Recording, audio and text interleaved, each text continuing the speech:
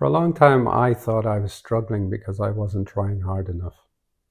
The strange thing was, from the outside, it looked like putting in that extra effort should have worked. I was doing what everybody else does. I was trying to learn more, I was adjusting things, I was improving things, everything I could to make myself better. But the harder I worked at it, the more something just felt slightly off. Not wrong exactly, just kind of misaligned. It took me years to realize I wasn't failing at finding an answer. I guess I was solving the wrong problem. I didn't notice it all at once. It was more like small moments that just didn't add up. Like the time I bought a course on trading stocks and shares to overcome my fears around money. I thought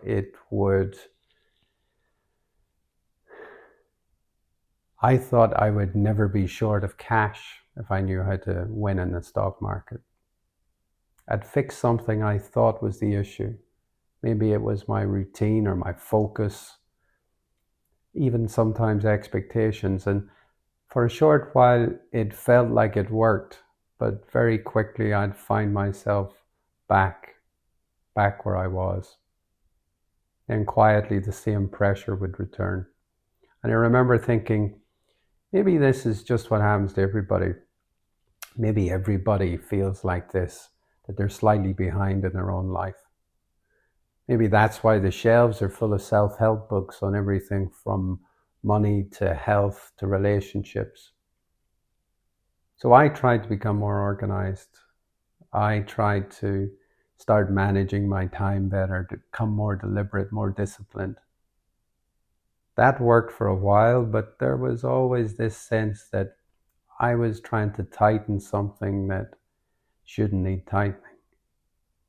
I'd revert back to my old ways of being and then beat myself up with guilt that I didn't have the discipline to follow through. The effort wasn't the problem. No, I think the direction was the problem. For me, this showed up around work, not because work was especially hard. In fact, the opposite. I was working in IT, so work was very structured, very rational, fitted well with the way I thought. It felt like a safe place to be, even if my drive and motivation to be there had died off many years before. It paid the bills, and that was about it. That was the main thing. Which is partly why it took me a long time to notice. When something is clearly wrong, you change it, but when something almost fits, then you adjust yourself instead. So I kept refining how I approached it.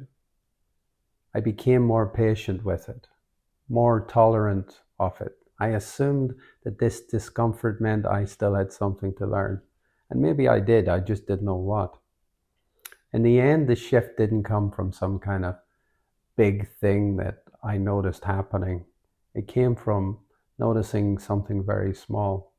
I realized that most of my energy wasn't going into work. No, it was going into maintaining the version of me that went to work. And that's a very different type of effort. The effort you put into work improves what you do. But the effort that you put into coping, to going to work, takes away from being who you really are. I realized I had been measuring success on how well I could continue, not by whether continuing actually made any sense. So every adjustment I made was solving the same thing, like how to cope better. Coping is useful right up until it replaces listening to your body, and that little voice inside is telling you what's really important. So before long, stress, overwhelm, and fatigue had become my best friends. After that breakthrough observation, nothing changed immediately. The same days were still there, the same responsibilities, but tension began to shift because I stopped asking the events of the day to confirm that I was on my right path. I had been waiting for most of my life to feel certain before relaxing into it. And it turns out that it's actually the other way around.